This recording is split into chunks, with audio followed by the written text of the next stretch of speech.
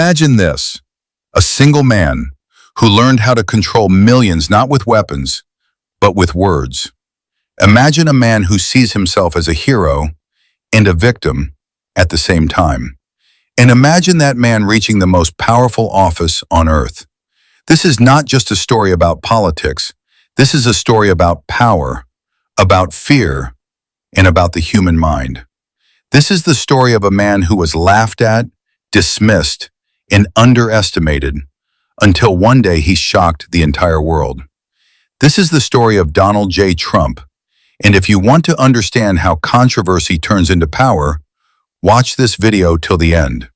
Because this story is not just history, it is the present. Some people chase power, and some people force power to chase them. This is the story of a man who always presented himself as a winner to the world, while inside he lived with fear, insecurity, and an endless hunger to be acknowledged. This is the story of Donald J. Trump. Donald Trump was born on June 14, 1946, in New York City. This was not an ordinary childhood. He was raised in a home where weakness was unacceptable and affection was replaced by expectations. His father, Fred Trump, was a disciplined, calculating, and emotionally distant businessman. He often told his son one thing: the world only remembers winners. That sentence did not motivate Donald Trump. It programmed him. From a very young age, Trump did not want to blend in. He did not want to be average. He wanted to be noticed. Attention was not a desire. It was a necessity. Power was not a goal.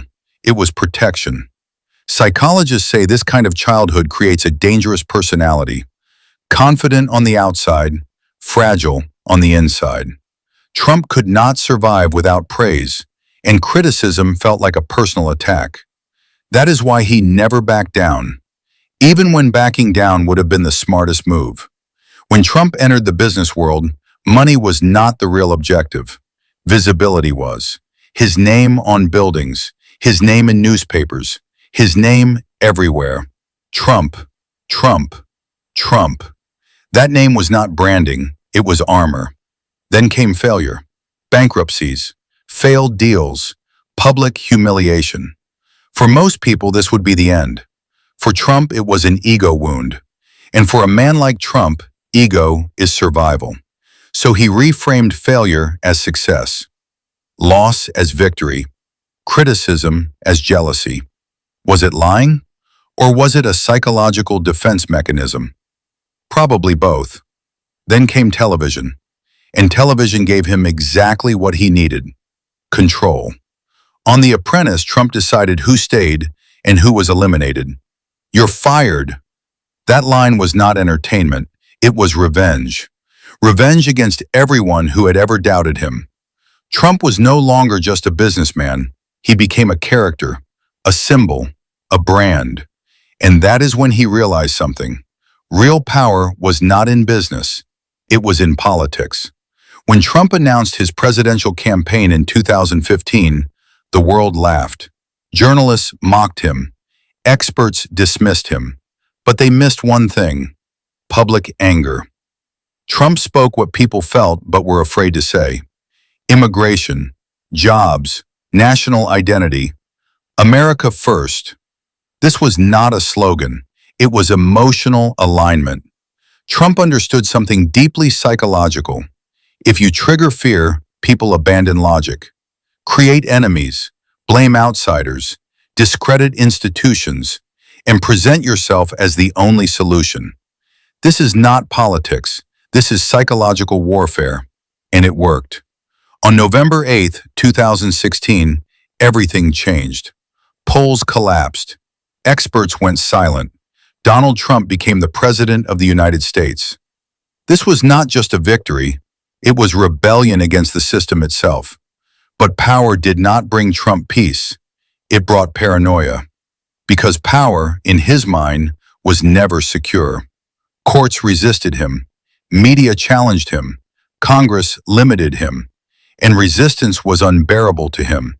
So he chose conflict. Every day, every platform. For Trump, calm meant weakness. Chaos meant control. Twitter became his weapon. Late-night emotional reactions moved global markets. This was not strategy.